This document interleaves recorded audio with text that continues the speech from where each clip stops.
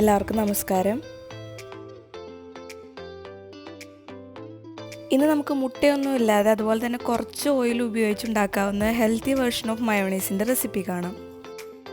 ഉരുളൻകിഴങ്ങ് ഉപയോഗിച്ചാണ് നമ്മൾ ഈ മയോണൈസ് ഉണ്ടാക്കുന്നത്. മുട്ട ഉപയോഗിച്ചുണ്ടാക്കുന്ന അല്ലെങ്കിൽ കടയിൽ നിന്ന് വാങ്ങിക്കാൻ കിട്ടുന്ന മയോണൈസിൻ്റെ അതേ രുചിയിൽ തന്നെ നമുക്കിത് ഉണ്ടാക്കിയെടുക്കാനായിട്ട് പറ്റും. ഒരു ഉരുളക്കിഴങ്ങ് തൊലിയൊക്കെ കളഞ്ഞ് നന്നായിട്ട് കഴുകി ഞാനിവിടെ എടുത്തിട്ടുണ്ട്. ഇനി ഇതൊന്ന് കട്ട് ചെയ്തിട്ട് കുറച്ച് വെള്ളത്തിലിട്ട് കഴുകിയെടുക്കാം, ഇതിലെ സ്റ്റാർച്ചൊക്കെ പോകാനായിട്ട്.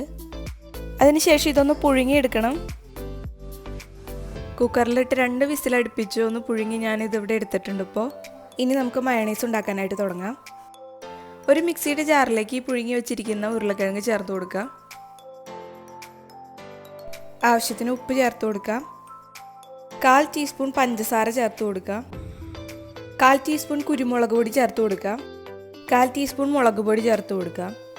ഇതൊരു സ്പൈസി മയോണൈസാണ്, അതുകൊണ്ടാണ് മുളക് പൊടി ചേർത്തത്. കുട്ടികൾക്ക് കൊടുക്കുന്നുണ്ടെങ്കിൽ ഈ സ്റ്റെപ്പ് സ്കിപ്പ് ചെയ്യുക കേട്ടോ. ഇനി 1 ടേബിൾ സ്പൂൺ വിനീഗർ ചേർത്ത് കൊടുക്കാം. നാരങ്ങ നീര് ചേർത്താലും മതി. ഇനി ഇതിലേക്ക് 2 വെളുത്തുള്ളിയുടെ കഷ്ണങ്ങൾ ചെറുതായിട്ട് അരിഞ്ഞ് ചേർത്ത് കൊടുക്കാം. ഇനി ഇതിലേക്ക് 1 ടേബിൾ സ്പൂൺ ഓയിൽ ചേർത്ത് കൊടുക്കാം. പിന്നെ ഞാനിവിടെ 1/4 കപ്പ് പാലെടുത്തിട്ടുണ്ട്. അതിൻ്റെ കുറച്ച് ഭാഗം മാത്രമായിട്ട് ചേർത്ത് കൊടുക്കാം. നന്നായിട്ട് മിക്സിയിലിട്ട് അടിച്ച ശേഷം ആവശ്യമുണ്ടെങ്കിൽ മാത്രം ബാക്കി ഭാഗം ചേർത്ത് കൊടുക്കാം. ഇനി ഇതെല്ലാം കൂടെ മിക്സിയിലിട്ട് നന്നായിട്ട് അടിച്ചെടുക്കണം.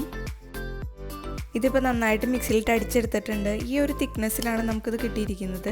കുറച്ചുകൂടെ ലൂസ് ആക്കണമെങ്കിൽ ബാക്കി പാലും കൂടെ ചേർത്തിട്ട് നന്നായിട്ട് ഒന്നുകൂടെ മിക്സിയിലിട്ട് അടിച്ചെടുക്കണം. അതെങ്ങനെയായാലും നിങ്ങളുടെ ഇഷ്ടം പോലെ ചെയ്യുക. അപ്പോൾ നമ്മുടെ സ്പൈസി മയോണൈസ് ഇവിടെ റെഡി ആയിട്ടുണ്ട്. നമ്മൾ വളരെ കുറച്ച് ഓയിൽ ഇതിൽ ചേർത്തിട്ടുള്ളൂ. അപ്പോൾ ഈ മയോണൈസ് എല്ലാവരും ഒന്ന് ട്രൈ ചെയ്ത് നോക്കുക. അപ്പോൾ വീഡിയോ ഇഷ്ടപ്പെട്ട ലൈക്ക് ചെയ്യാനും ഷെയർ ചെയ്യാനും സബ്സ്ക്രൈബ് ചെയ്യാനും മറക്കണ്ട കേട്ടോ.